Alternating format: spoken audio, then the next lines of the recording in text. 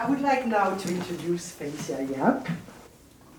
Felicia grew up in Kuala Lumpur, Malaysia, as everybody knows, and currently resides in London.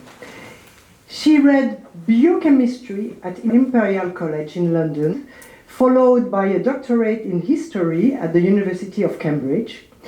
Felicia has written widely for publications such as The Economist and The Business Times.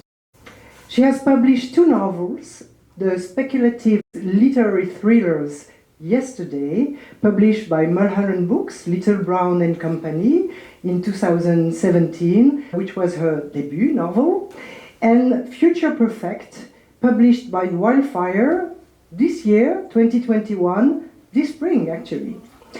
Her novels are translated into multiple languages around the world, in French with the titles Aux portes de la mémoire, and this is for Yesterday, and for Futur Perfect, Au royaume des aveugles, chez Harper Collins Noir. She has also worked as a radioactive-cell biologist, a war historian, a university lecturer, a technology journalist, a theater critic, a flea-market trader, and a catwalk model. Good evening, everyone. Firstly, thank you so much, Sophie, and the directors of the Royal Foundation for giving me the space and time to write here at Lavigny. It's been an incredibly productive time. I just sent off my 3rd manuscript to my agent earlier this week, so I'm really happy. I strongly believe that inspiration is the alchemic response to the unfamiliar, the surprising and unexpected. Really, as writers, I feel that's very important for us to be open-minded to ideas when they come, because they can strike at the most unlikely of times.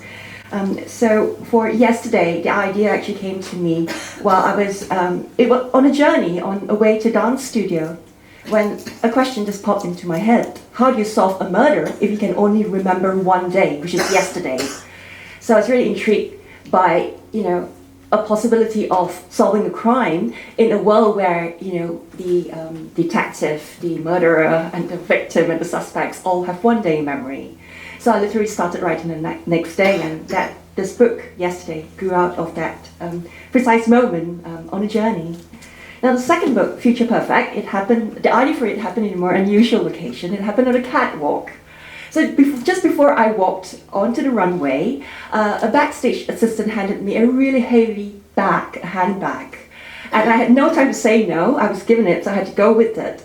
And as I walked down the runway, I was almost blinded by the lights. I couldn't help but think, what if someone had just put a bomb into this bag and I'm carrying, and we're all going to die? Would I have led my life a little bit differently yesterday had I known I would die today? So that actually gave me the impetus to write this book, Future Perfect. And you may well recognize this precise episode from chapter 0, which I will read from today. To be perfectly honest, this book, I never thought it would see the light of day. I had some problems writing it, and they all began in St. Eustatius, a tiny island of 5,000 inhabitants. I was there writing on New Year's Eve as we raised our glasses of champagne to toast midnight. I saw a fire engine, an ambulance, and a police car going by very fast, and everyone was hanging out of their cars saying, "Happy New Year!" So little did I know that police, ambulance, and fire would be a harbinger for the year to follow. So this book, Future Perfect, is set in the near future, which is 2030. So I thought it would activate all my friends who work in the tech industry. So the founder of Alexa, the voice assistant, he read the whole thing and gave me comments. And I went to my friends in Google to actually have a chat at DeepMind. And when I came back that day, I opened the door and I saw my duvet in the middle of the living room. I was like, what's my duvet doing there? And I looked around, I walked in the bedroom. The whole apartment had been ransacked. Everything had been turned upside down. The police later came, and we went through the wreckage of what was there and realized that they had taken all my jewelry. But what was worse, I had bought a brand new laptop and was linking it to an old laptop, transferring all the files when I had that precise meeting at Google that morning. So I thought at 2 hours, just link them up and everything would be done when I came back. The thief had took both laptops, and the old laptop had my entire manuscript for Future Perfect, which I had not backed up since January of that year, and this was the summer. So I had lost lots and lots of words, thousands of words. So I was in tears. I went to I went around, asked my neighbors, have they seen this thief? And Emma Thompson, the actress, lives next door, and she was like, "Oh dear, you poor thing, very bad news. Have some wine and go and chill out. Go to a yoga class." So I did. I followed Emma's advice and went to yoga class. And as I laid out this mat and lay down there for 5 minutes, and everything was zen, and all of a sudden I saw the teacher rushing from the front of class to the back with a yoga block. And I turned around, and he was actually using the block to put out a fire at the back of the room. As it turned out, the bag with my yet another new laptop had fallen on the candle during the class, and it was up in smoke. So I had to help me put out the fire. And that was the third laptop that got sacrificed in the making of Future Perfect. And actually my partner fell ill that year and ended up in 3 hospitals in Bucharest, in Moldova and London. So it was very difficult to write that year. But I'm glad I persevered. And you know what? You only realize what you've lost, after you lost it. But actually, sometimes it could be the genesis of something bigger and better. So I actually consoled myself that all those words which I had lost, were probably not worth remembering anyway. Which is quite ironic because this book is about memory, the first one. So I just rewrote everything again from scratch. So I'll read chapter 0 of Future Perfect. I need a model, a catwalk in Manhattan, just before the murder. I hear footsteps ahead. Each footstep is strong, assured. I should do the same. Walk as confidently as the girl in front. Keep my eyes open, chin down. Eyes focus on the point beyond the flashlights. But I'm scared, shit scared. I'm terrified I'll lose my balance on this 3-inch stilettos. Trip over the hem of my dress, fall flat on my nose. Make an absolute fool of myself, with 1,000 pairs of eyes watching my moment of disgrace. No, I can't fall. I can't fail either. Tonight's my big break. The show of my life. The one that could land me regular gigs on catwalks in London, Milan and Paris. What did my coach say all those months ago? Just keep breathing, my love. That's all you need to do. You relax if you remember to breathe. I take a deep breath and exhale. Right, I'm going to keep breathing. Glide down this catwalk like a swan, like the other girls before me. It's an unusual catwalk in the shape of a diamond, with the audience seated in rows along the riverbank. Must remember to turn 4 corners with ease. Why am I modeling the final outfit of the show? If only I was one of the first girls to hit the runway, not the last one. Gosh, I should stop fretting. Nothing will go wrong, I'm sure. I'll sparkle like the fairy lights above the catwalk, dazzle everyone in the audience. One of the backstage assistants stepped up to me, a ginger-haired boy with a crocodile-shaped stud on his left ear. He opens a small metal briefcase. I gasp. A beautiful necklace shimmers in its depths.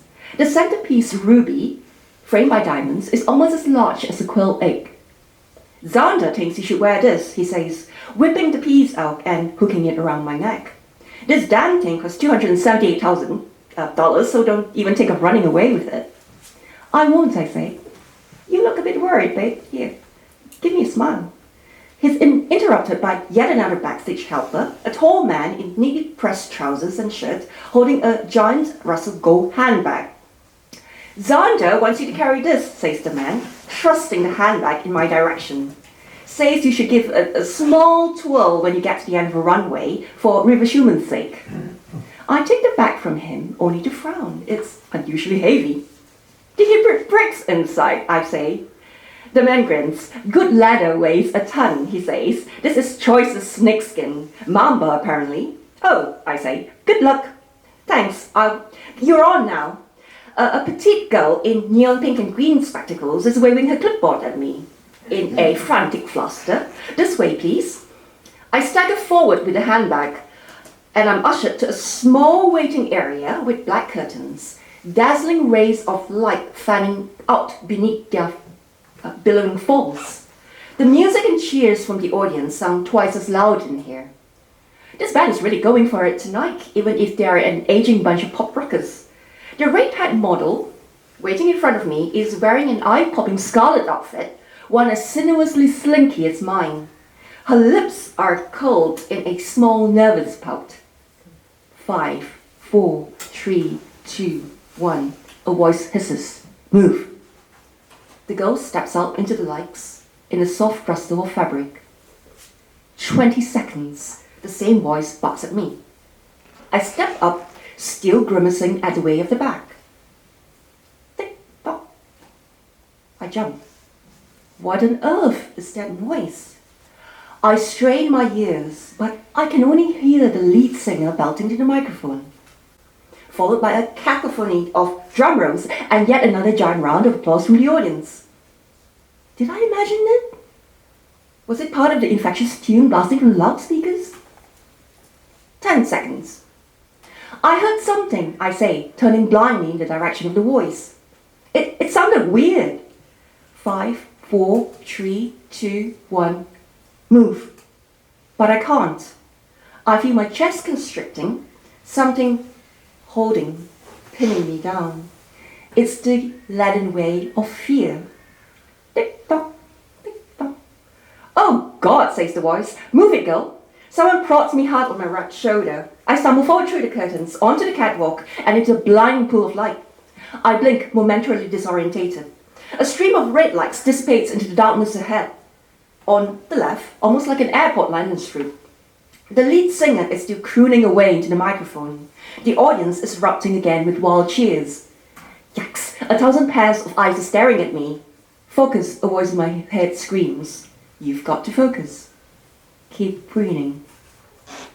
I take a deep breath, pull my spine and shoulders up, start gliding down the runway. Tick-tock. I halt for a couple of seconds, prompting a ripple of astonished twitters from the crowd. Oh no, I'm losing it. I need to concentrate, keep breathing, keep walking, keep putting my lips together in a sexy pose. I take another deep breath and step forward again. Tick-tock, tick-tock. Shit. I swear the sound isn't coming from the loudspeakers. I think it's coming from the bag I'm carrying. What the hell?